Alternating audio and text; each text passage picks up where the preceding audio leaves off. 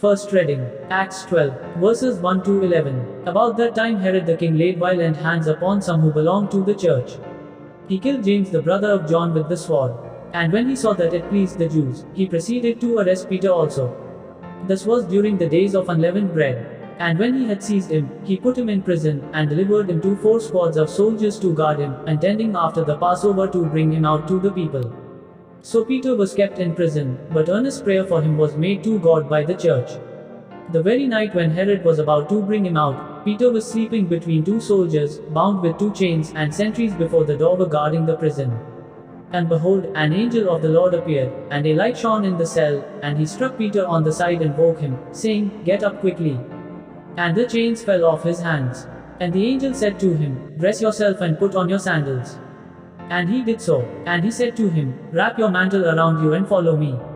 And he went out and followed him. He did not know that what was done by the angel was real, but thought he was seeing a vision. When they had passed the first and the second guard, they came to the iron gate leading into the city.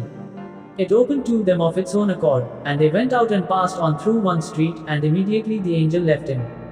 And Peter came to himself, and said, "Now I am sure that the Lord has sent his angel and rescued me from the hand of Herod and from all that the Jewish people were expecting."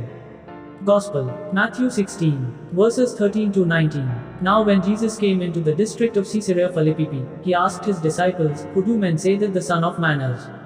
And they said, "Some say John the Baptist, others say Elias, and others Jeremiah or one of the prophets." He said to them, "But who do you say that I am?" Simon Peter replied, "You are the Christ, the Son of the living God." And Jesus answered him, "Blessed are you, Simon Bar-Jonah. For flesh and blood has not revealed this to you, but my Father who is in heaven. And I tell you, you are Peter, and on this rock I will build my church, and the powers of death shall not prevail against it. I will give you the keys of the kingdom of heaven, and whatever you bind on earth shall be bound in heaven, and whatever you loose on earth shall be loosed in heaven." Reflection. Today's liturgy places before us 2 stalwarts of Christianity, St. Peter and Paul. St. Peter was the leader of the 12 and of the whole church. His presence is very prominent among the apostles. He is named first in the lists of the apostles. He often speaks on behalf of the 12. He is so prominent in the early church that he occupies almost the whole of the first half of the Acts of the Apostles. He carried out the first preaching, first healing and first judgment in the early church.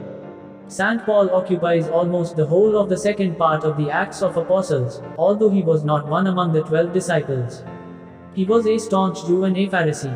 When converted to be a disciple of Jesus Christ through a personal encounter with the risen Lord on the way to Damascus, he became a zealous disciple of Jesus Christ. His missionary journeys reveal that he had a great share in the spreading of Christianity in the world.